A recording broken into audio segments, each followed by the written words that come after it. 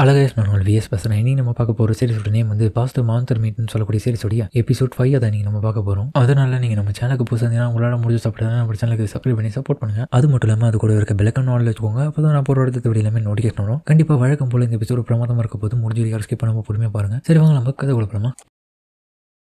இப்போ ஹீரோ பண்ணால பேரில் அந்த இடத்த எரிச்சு விட்டா அந்த இடத்த விட்டு கிளம்புறாங்க. போகும்போதே வந்து ஹீரோ மெல்ஃபிரா கிட்ட என்ன மெல்ஃபிரா வீட்டை ரொம்ப மிஸ் பண்ணுறியா? கொஞ்சமாக மிஸ் பண்ணுறேன், ஆனால் இருந்தாலுமே ஃபியூச்சரில் நான் அதை பற்றி கவலைப்பட போகிறதில்ல. கவலைப்படாத, கண்டிப்பாக உன்னுடைய ஃபியூச்சர் ஹஸ்பண்டை நான் எல்லா விதமான ரெஸ்பான்சிபிலிட்டி ஏற்றுக்கிறேன். கண்டிப்பாக நான் உங்களுக்கு அதுக்கேற்ற போல நடத்துக்கிறேன், கவலைப்படாதீங்க. ஓகே ஓகே அப்படின்னு சொல்லிட்டு ரொம்ப க்ளோஸ் ஆகிடும். நீ எந்த விதமான மான்ஸ்டரை பற்றின விஷயங்களை சொன்னாலும் அதை கவனிக்கிறதுக்காக நான் இந்த இடத்துல இருக்கேன். நீ கவலைப்படாமல் என்கிட்ட சொல்லு. ஏன்னா நீ சொல்கிற ஒவ்வொரு விஷயங்களும் மான்ஸ்டரை பற்றினது எல்லாமே எனக்கு ஆர்வமாக கேட்கணும் தோணிட்டே இருக்கு. அதனால ஓகே கண்டிப்பாக சொல்கிறேன். கண்டிப்பாக இந்த ஒரு ஆளை மட்டும் நான் எப்பவுமே கைவிட மாட்டேன். இவர் தான் எனக்கு ஏற்றாரு அப்படின்னு சொல்லிட்டு அவன் அந்த இடத்த விட்டு கிளம்புறான். கிராஸ் அங்க பாத்தீங்களா, இந்த மொத்த உலகம் இந்த மேல இருந்து பார்க்கும்போது ரொம்ப ரெட்டா இருக்கு. ஆமா, உன்னுடைய ஏர் போல தான் அதுவும். ஏன் முடி ஒண்ணு அந்த மாதிரிலாம் கிடையாது, அது உண்மை இல்லை. இதுக்கு முன்னாடி அந்த ராயல் மாடுலேவோடைய பிளட் நீ எடுக்கும் போது பயன்படுத்தின அந்த மேஜிக்கல் சர்க்கிள் மூலியமா வெளிப்பட்ட அந்த சக்தி வந்து உன்னுடைய முடியை ரொம்பவும் அழகாக காமிச்சது. அப்போ அதனால நீ ரொம்ப பியூட்டிஃபுல்லான பொண்ணு தான் இந்த போட்டு இருக்கும். அவர் என்னுடைய தலையை தொடுறாரு, எனக்கு ஒரு மாதிரி வெக்கமா இருக்கு அப்படின்னு அவ ஃபீல் பண்ணிட்டு இருக்கான். எப்படி அவர் கூட இருந்து நான் மேனேஜ் பண்ண போறேன்னு தெரியலையே. அதுக்கப்புறம் வந்து ஒரு வழியா அவங்களுடைய செட்டி கிட்ட கொஞ்சம் கொஞ்சமா வந்துட்டு இருக்காங்க. இந்த மாதிரியான டிராகன்ஸ் மேல இருக்க அந்த லைட் எல்லாமே கீழே இருந்து மக்கள் பார்க்கும்போது அது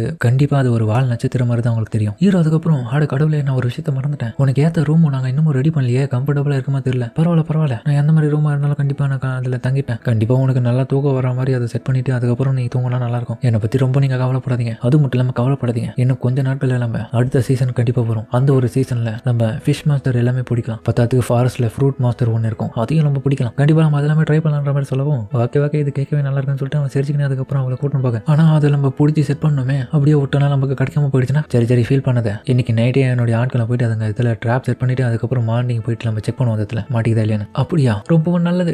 சரி ஓகே நாளைக்கு கண்டிப்பாக பிரேக்ஃபாஸ்ட்டுக்கு எல்லாம் ரெடி எல்லாம் பார்த்துக்கலாம். அவள் ஹீரோவை பார்த்து அப்படியே மறந்துட்டு இருக்கான். ஹீரோவுக்கு அவளை பார்த்து என்ன சொல்றதுன்னு தெரியல, ரொம்பவும் கைண்டானவராக இருக்காரு. ஆனால் இருந்தாலுமே சியோஸ் அன்னைக்கு சொன்னானே இந்த மாதிரி அவங்க எல்லாருமே ரெட் ஃபுல் மான்ஸ்டர் மீட்டை மட்டும் தான் சாப்பிட்டுருக்குதான். கேட்கறேன்னு தப்பா நினைச்சுக்காதீங்க, நீங்க மான்ஸ்டர் எல்லாமே இதுக்கு முன்னாடி கொன்னப்போ அதை சமைச்சு சாப்பிடுங்களா? ஆனால் உண்மையிலே நான் சமைக்கிறதுலாம் நீ அந்த மாதிரி சொல்லாத, அது ஒரு சமையலே கிடையாது. ஏன் இப்படி சொல்றீங்க? அது என்ன, நான் சமைச்சு நிறைய பேருக்கு பாதிப்பு ஏற்படும். அவனுக்கு அதே மாதிரி சமைச்சாங்கன்னா அவனுக்கும் பாதிப்படும், எனக்கும் பாதிப்படும். ஏன்னா அவனுக்கு சரியா கிளீன் பண்ணாம சமைக்கிற சாப்பாடுலாம் சாப்பிட்டு அவனுக்கு அதுக்கப்புறம் பார்த்தா வயித்தால போகுதுன்னு சொல்லிட்டு புலம்பிட்டு இருப்பானுங்க. மெல்ஃபிரா புரிஞ்சுக்கிறான். கண்டிப்பா இவங்க அதுக்குள்ள இருக்கிற அந்த டாக்ஸிக் வெனம் எல்லாத்தையுமே ரிமூவ் பண்ணாம அப்படியே சாப்பிட்டுருக்காங்க. அதனாலதான் அவங்களுக்கு பயங்கரமா வயிற்று வலி வந்திருக்கு. அப்ப நீங்க எந்த மாதிரியான மாத்திரை ட்ரை பண்ணி கொண்டு அதுக்கப்புறம் அதை சமைச்சு சாப்பிட்டுருக்கீங்க? அது பேர் வந்து பெலுவியா. அப்புறம் ஒரு குறிப்பிட்ட மரமும் அப்படிதான். அது மாதிரியான சாப்பாடு நான் யாருக்குமே கொடுக்க மாட்டேன்ப்பா, நானே அதுல கஷ்டப்படுறது தெரியுமா, 10 நாளா வயிற்று வலி. அதுக்கப்புறம் ஹீரோ ஒரு வழியா அவங்களுடைய இடத்துக்கு வந்துட்டாங்க. நம்ம ஒரு வழியா வந்துட்டோம் பழம்படியா கேசருக்கு. கொஞ்சம் கெட்டியமா பிடிச்சிக்கோ மெல்ஃபிரா, நம்ம கீழே ஸ்பீடா இறங்க போறதுனால. அதுக்கப்புறம் ரொம்ப வேகமா அந்த இடத்துல வந்து கீழே தரையிறங்கிறாங்க. நம்ம ஒரு வழியா வந்துட்டோம். அதுக்கப்புறம் அந்த இடத்துல இருக்க சோல்ஜர்ஸ் வந்து நைட்ஸ் கிட்ட போய் கேட்கறாங்க, ஆமா யார் அது புதுசா வந்திருக்காங்க? அவங்க நம்மளுடைய கெஸ்டா?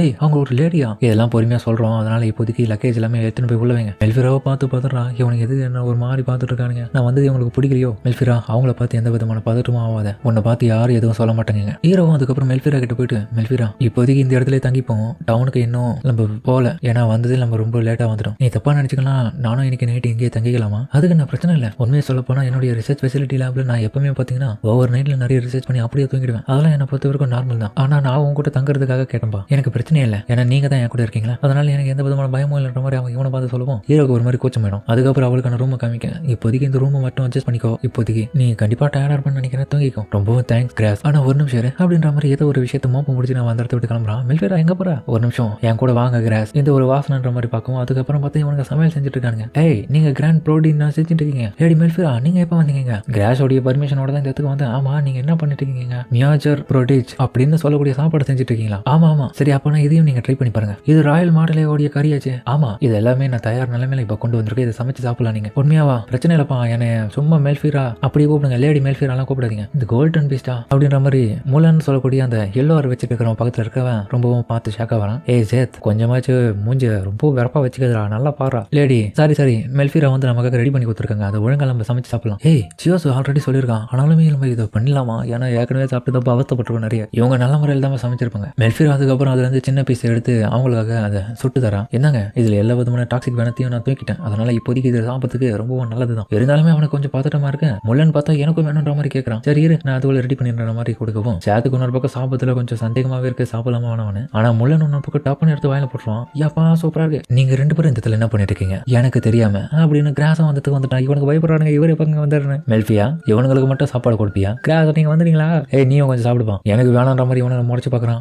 இதை வாங்கிக்கோ அப்படின்ற மாதிரி அவனை கொடுக்காங்க. நம்ம ஹீரோ வாங்க மாட்டான். என்னாச்சு இவரு வேணான்றாரு, எதுக்கு இவர் சாப்பிட மட்டும் தெரியல. அடம் பிடிக்கிறது பார்த்தா கண்டிப்பா விடக்கூடாது. ஆமால நம்மளுடைய வீட்டுல நம்மளுடைய தம்பி அடம் பிடிக்கும் போது நம்மளுடைய மேடு வந்து வேணும்னே அவன் வாயில ஊட்டி விடுவாங்க. அதே மாதிரி பண்ணுவோம் சொல்லிட்டு ஆகாமி அப்படின்ற மாதிரி கிராஸ் கிட்ட போயிட்டு நீட்டுறான். ஆனா அவனுக்கு வெக்கமாயிடுது, திரும்ப வேணாம் தான் சொல்றான். என்னாச்சு வேணான்றாரு புரியல எனக்கு. டியூக் ஆரிஸ்டேட் அப்படின்னு அவனுடைய இன்னொரு பேரை சொன்ன உடனே பார்த்தா அவன் அதிர்ச்சி ஆயிட்டு அப்படியே வாயை பழந்துருவான். டக்குன்னு வாயிலேயே திணிச்சிருவான். எப்படி இருக்கேன், சூப்பரா இருக்கு நினைச்சேன். பரவாயில்ல, இவருக்கு பிடிச்சிருக்குது, சந்தோஷம்பா. சேர்த்து இன்னொரு பக்கம் அதே விஷயத்த சாப்பிட்டு பார்க்க அவனுக்குமே பிடிச்சிருக்குன்னு சொல்லவும் இவளுக்கு ரொம்ப ஷாக் ஆயிடுது. பரவாயில்லையே நல்லா இருக்கான்றாங்க. இன்னும் நிறைய இருக்க முடிஞ்ச அளவுக்கு சமைச்சு சாப்பிடுவோம்னா சரி வாங்க வெளியே போயிட்டு சாப்பிடுவோம் அப்படின்னு சொல்லிட்டு அதுக்கப்புறம் இன்னும் நிறைய பேருக்கு வெளியில இருக்கிற நைட்ஸ் எல்லாத்துக்குமே அந்த கறியை கொடுக்குறாங்க. அதுக்கப்புறம் எல்லாரும் என்ஜாய் பண்ணி வெளியே உட்காந்து சாப்பிட்டு இருக்கும் போது ஹீரோவும் சாப்பிட்றதுக்காக தயாரா இருக்கான். என்ன கிராஸ் உங்களுக்கு ரொம்பவும் பிடிச்சிருக்கு போல, சாப்பிடுங்க. ஆமா ஸ்பெஷலா இருக்கு. ராயல் மாடலேவுடைய கறியை வந்து சின்ன சின்ன துண்டா கட் பண்ணி இப்ப சாதத்துல போட்டுருக்கேன். அது இன்னும் சூப்பரா இருக்கும். சரி ஆகாமி மெல்ஃபிரா அப்படின்ற மாதிரி ஹீரோ ஒரு பக்கம் இப்ப அவ்வளவு ஊட்டி கூட தயாரா இருக்க. என்ன இவரு ஏன் கூட போய் இப்படி கேட்கறாரு? இல்லங்க நானே சாப்பிட்டுக்கிறேன் மாதிரி சொல்லுவோம். அதெல்லாம் முடியாது, நான் தான் ஊட்டி விடுவேன். சரி அப்படின்னு ஊட்டி விட அவன் சாப்பிட்ற. ஹீரோக்கு ரொம்ப ஹாப்பி ஆயிடுது. ரொம்ப நல்லா இருக்கு, சரி போதும் நானே சாப்பிட்றன்ற மாதிரி அவளை சொல்ல. இல்ல மொத்தத்தையும் நீ தான் சாப்பிட்ற, அதுவும் நான் ஊட்டி விடுவோம் உனக்கு. அவளுக்கு இன்னமும் ஹாப்பி ஆயிடுது. மொத்தமா அதுக்கப்புறம் சாப்பிட்டு முடிச்சிட்டான். என்னாச்சு கிராஸ் ஒரு மாதிரி இருக்கீங்க, நீ என்ன சும்மா கிராஸ் எல்லாம் கூப்பிடாத, ஃபார்முலா எதனா ஒரு பேர் வச்சு கூப்பிடு. ஃபார்முலானா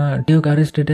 இது கேட்க நல்லா இருக்கு. நான் சியர்ஸ் ஒரு முறை சொன்னதை கேட்டேன். என்ன தெரியுமா சொன்னா, எங்கேஜ் ஆன கப்பிள்ஸ் எல்லாமே மோஸ்ட் ஆஃப் அவங்களுடைய பேர் வந்து சுருக்கி செல்லமா கூப்பிடுவாங்களா நிக் நேம் வச்சு. அது கேட்க நல்லா தான் இருக்கு. ஆனா என்னுடைய பேரண்ட்ஸ் கூட என்ன அப்படிதான் கூப்பிடுவாங்களே. கிராஸ் அப்படி கூப்பிடுறது எனக்கு விருப்பம் இல்லை. ஏன்னா அவ்வளவு எவ்வளவு பெரிய ஆளு இருந்தாலும் எனக்கு கொஞ்சம் வெக்கமா இருக்கு. சரி நான் எதுக்கு இப்படி யோசிச்சுட்டு இருக்கேன், எங்களுக்கு தான் என்கேஜ்மெண்ட் ஆயிடுச்சு, இது கூப்பிடுறதுல உரிமை இருக்கு அப்படின்னு நான் வெக்கப்பட்டு திரும்ப வந்து டியூக் அரிஸ்டேட்னு கூப்பிடுவான். மெல்ஃபியா என்ன வேணும்? ஒண்ணு இல்ல, சும்மா உங்க பேரை கூப்பிட்டு பார்த்து பிராக்டிஸ் பண்ண. அடேங்கப்பா நல்லா இருக்கே. உங்களுக்கு ஒரு நிக் நேம் வைக்கணும். நிக் நேமா என்ன வைக்க போறேன்? நிக் நேம் வந்து என்ன வைக்கணும்? டியூக் அரிஸ்டேட் ராஜர்னு தான் வரும். இது கேட்க நல்லா இருக்கு. அப்போ இதுக்கப்புறம் உங்களுடைய பேரை நான் ராஜர்னு கூப்பிடுறேன். ஹீரோவை அவ கூப்பிட்டு அடுத்த செகண்ட் ஹீரோவுடைய கண்கள் பாத்தீங்கன்னா அப்படியே ஜொலிக்கும். கிளாஸ் உங்களுக்கு என்னாச்சு, உங்களுடைய கண்ணு க்ளோ ஆகுது, யாராச்சும் வந்து ஹெல்ப் பண்ணுங்க அப்படின்ற மாதிரி என்னோட பக்கம் மெல்ஃபிராவை கூப்பிடு. அதுக்கப்புறம் முள்ளன் வரவும் டே எனக்கு ஒன்றும் இல்லடா பரவாயில்ல நான் நல்லா தான் இருக்கேன், சின்னதாக என்னுடைய மேஜிக் பவர் நான் கண்ட்ரோல் எழுந்துட்டேன் அவ்வளோதான். இது எல்லாத்துக்குமே நான் தான் காரணம். கண்டிப்பா இவர் மாத்தர் மீட்டு நான் கொடுத்து சாப்பிட்டதுனால தான் இப்படியாப்பட்ட விளைவு வந்திருக்குன்னு நினைக்கிறேன். மெல்ஃபிரா கவலைப்படாதீங்க. என்னாச்சு முள்ளன், எல்லாமே என் தப்பு தான் எனக்கு தெரிஞ்சு. இல்ல இவர் ஒன்றும் எப்பவுமே ஆவரேஜான பர்சன் மட்டும் நினைச்சிடாதீங்க. இவர்கிட்ட அதிகப்படியான மேஜிக்கல் பவர்ஸ் இருக்கு. அது மட்டும் இல்லாம ரொம்ப பவர்ஃபுல்லான ஆளுன்றதுனால இவருக்கு அப்பப்போ அதிகப்படியான பவர்ஸ் ரிலீஸ் பண்றது வழக்கமா இருக்கும். இதெல்லாம் அப்பப்போ நடக்கிறது தான், கவலைப்படாதீங்க. அவன் சொன்னது கேட்டல நான் நல்லா தான் இருக்கேன். இருந்தாலும் ஏமால தானே தப்பு, அதெல்லாம் பிரச்சனை இல்லை. சரி நாளைக்கு நம்ம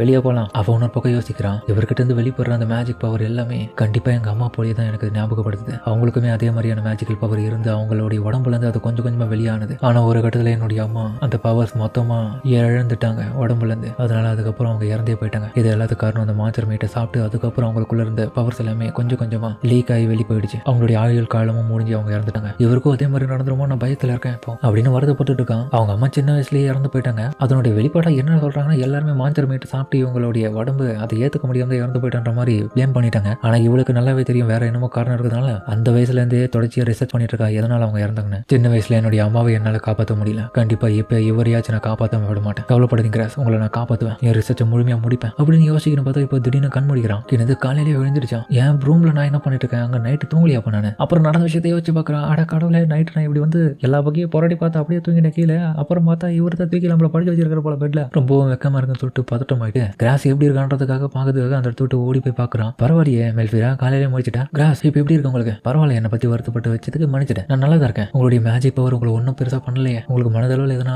பாதிப்பு இருக்கா? எனக்கு ஒன்றும் இல்லை, தொட்டு போயிட்டு டக்குன்னு ஹக் பண்ணிடுவான். நீ என் கூட இருக்கிறதுனால எனக்கு எந்த விதமான மன அழுத்தமோ கண்டிப்பா வராது மெல்ஃபிரா. உண்மையாவா? ஆமா, நீ வேணா செக் பண்ணி பாரு எனக்கு எதனா ஃபீவர் இருக்கானு அப்படின்ற மாதிரி ரொம்ப க்ளோஸா பார்க்க அவளுக்கு இன்னொரு பக்கம் ரொம்ப வெக்கமாயிடும். உங்களுக்கு ஃபீவர் எதுவும் இல்லை, ஆனா என்ன உடம்பு ரொம்ப சில்லுன்னு இருக்கு. அது என்னன்னா நான் போயிட்டு ரிவர் வாட்டர்ல குளிச்சுட்டு வந்தேன்னா அதுதான் இப்படி இருக்கு. ரிவர் வாட்டர்ல குளிச்சுட்டு வந்தீங்களா? அதுவும் ஏதோ விடியற்கால இல்லையா? அப்போ இவருக்கு ரொம்ப குளோதுன்னு நினைக்கிறேன். நைட்டு ஃபுல்லா எனக்காக கண் முழிச்சு இருந்திருக்காரு, நல்லாவே தெரியுது. உங்களுக்கு எப்படி அந்த கோல்டு பிடிச்சிக்குமே அப்படின்ற மாதிரி அவன் வருத்தப்படுவோம். இல்ல இப்போ ரொம்ப நல்லா இருக்கு, உன் கையும் நீ என் கூட இருக்கிறது எனக்கு ரொம்ப வாமா இருக்கு. அதெல்லாம் ஒன்றும் தேவையில்ல, இந்தாங்க உங்களுடைய கோட்டை போட்டுக்கோன்னு சொல்லிட்டு அவளும் கொடுத்துட்றான். பரவாயில்ல, நான் நல்லா தான் இருக்கேன். உண்மையிலே இதுங்க காட்டிலும் நீ என் கூட ரொம்பவும் க்ளோஸா இருக்கும் போது கண்டிப்பா எனக்கு எந்த விதமான பாதிப்பும் வராது. வெளியே அப்புறமா போறதுக்கு தயாரா. கிராஸ் உண்மையிலே சின்ன குழந்தை மாதிரி எனக்கு பண்ணிட்டு இருக்காருன்ற மாதிரி அவன் யோசிச்சுட்டு இருக்கான். அதோட இந்த எபிசோட முடிக்கிறாங்க. சரிங்க, இந்த வீடியோ அப்படின்னு கமெண்ட்ல சொல்லுங்க. மறக்காம இந்த வீடியோல பிடிச்சிக்கணும்.